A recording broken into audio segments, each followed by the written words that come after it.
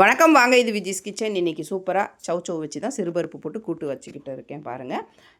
இதுக்கு நம்ம வந்து நிறைய தக்காளி வெங்காயம்லாம் தேவையில்ல. ஒரு தக்காளி, ஒரு வெங்காயம், ஒரு 3 பச்சை மிளகாய் எடுத்திருக்கேன். கொஞ்சம் ஜீரகம், பெருங்காயம் சேர்த்துக்கோங்க. இது எல்லாத்தையும் போட்டு கொஞ்சம் கொத்தமல்லி சேர்த்துக்கலாம்.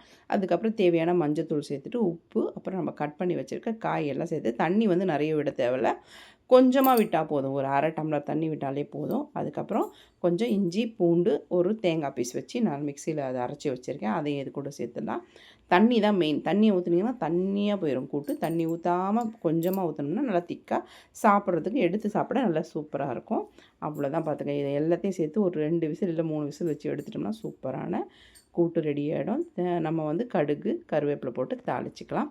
எந்த பொருள் வீட்டில் மீதி இருந்தாலும் அதை வந்து நம்ம அப்புறமா கொடுக்கலாம் அப்படின்னு நினைக்காதீங்க.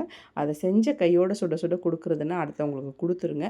மீந்துட்ட பிறகு ஐயோ மீந்து போச்சு கொடுக்கணும் அப்படின்னு நினைக்காதீங்க. அது வந்து நமக்கு இருக்கும்போதே நமக்கு கொஞ்சம் எடுத்துக்கிட்டு அவங்களுக்கு கொஞ்சம் கொடுக்கணும்னு நினச்சிங்கன்னா கொடுத்துருங்க. அதுதான் பெஸ்ட்டு. சரி நம்ம சாப்பிட்டு முடிச்சுட்டு கடைசியாக அவங்களுக்கு கொடுக்கலான்னு மட்டும் எப்பவும் நினைக்காதீங்க. இருக்கிறதுல கொஞ்சம் கொடுக்கணும் அப்படின்னு நினச்சிட்டோம்னா கொஞ்சம் கொடுத்துடலாம். அதான் பெஸ்ட்டு. சரிங்களா? வீடியோ பிடிச்சிருந்தால் லைக் பண்ணி, ஷேர் பண்ணி, கமெண்ட் பண்ணுங்கள். நம்ம சேனலை மறக்காமல் சப்ஸ்கிரைப் பண்ணுங்கள். வணக்கம். கூட்டு எப்படி இருந்தது அடுத்த வீடியோவில் சொல்லுங்கள் லைக் பண்ணி. ஓகே.